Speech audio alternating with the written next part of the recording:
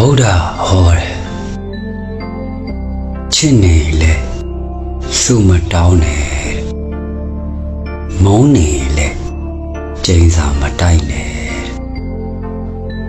ဒီကောင်ကြီးဘုရားဟောတွေကိုစန့်ကျင်မင်းနဲ့နီးဘူးတော့မှဆုတောင်းခဲ့မိသေးတယ်အမှဗုဒ္ဓနဲ့ကျွန်တော်စလွဲတာပဲဘုရားဥရလူ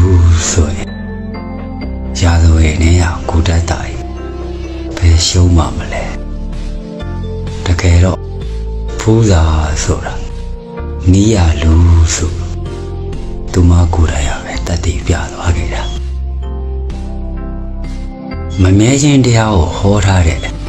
အရှင်ဘုရားနဲ့မြဲဖို့သာဆူတောင်းနေတဲ့จิตသား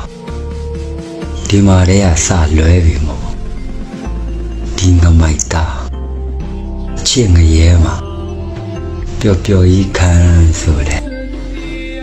ခံမမယ်ဖရာ